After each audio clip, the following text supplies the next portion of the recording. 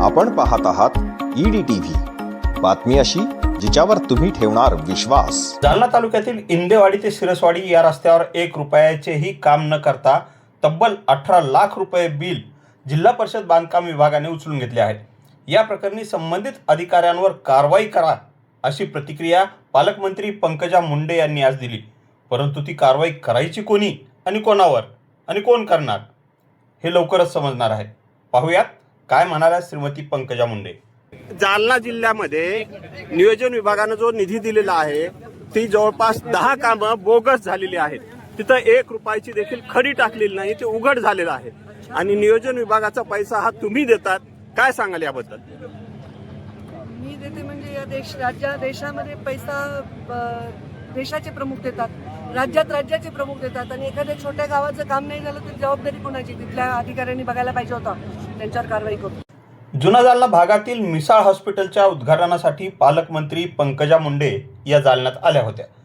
यावेळी आमदार अर्जुनराव खोतकर, माजी आमदार राजेश टोपे, डॉक्टर श्रीमंत मिसाळ आदींची उपस्थिती होती।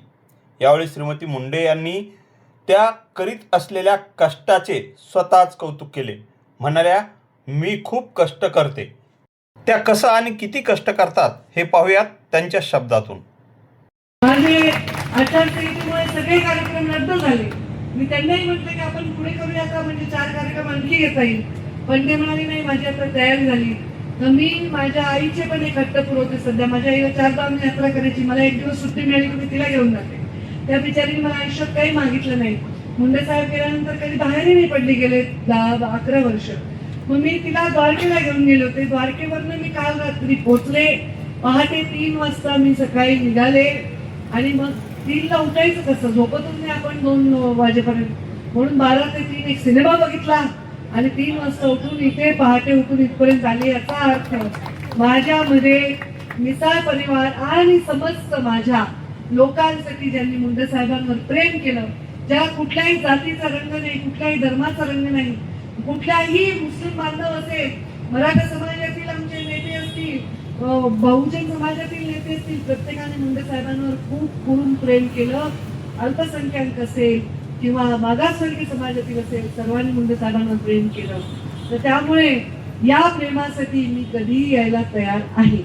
आता आपला नेता व्यस्त असावा असं वाटणं चांगलंय, त्याला एवढा वेळ असावा की त्यांनी आपल्या घरी 4-5 तास बसावं, अशी अपेक्षा तुम्ही करू नये असं माझं मत आहे। तुम्ही अशीच अपेक्षा केली पाहिजे की माझ्या नेत्याला अजिबात वेळ नाही तरी त्यांनी माझ्यासाठी वेळ काढला, अशीच अपेक्षा करा। आता तुम्हाला असं डॉक्टर आवडेल का की ज्याच्या क्लिनिकमध्ये काहीच नाही, कुणी येतच नाही, गर्दीच नाहीये आणि कधी अपॉइंटमेंट देतो? आपण अशा डॉक्टरकडे जातो पण त्याची अपॉइंटमेंट 6 महिने मिळत नाही, फार अवघड आहे, काही मला याची अपॉइंटमेंट घेऊन जा, तरच त्याची चव असते।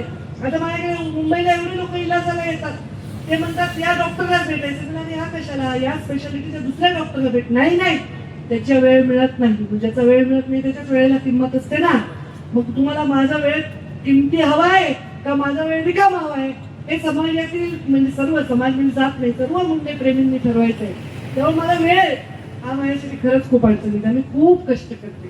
माझ्या वडिलांचं अधुरं राहिलेलं स्वप्न पूर्ण करण्यासाठी, वंचितांचा वाणी आणि वाली बनण्यासाठी मी एवढे कष्ट करते। मी 16 ते 18 तास काम करते, मी 3 ते 4 तास झोपते आणि हे कष्ट करत असताना मी प्रत्येकाला वैयक्तिक समाधान देऊ शकणार नाही, पण मी कुठल्याही उद्घाटन घेत नाही। फक्त मी डॉक्टर दवाखान्याचे उद्घाटन घेते, कारण मला असं वाटतं डॉक्टरांच्या हातात देव असतो।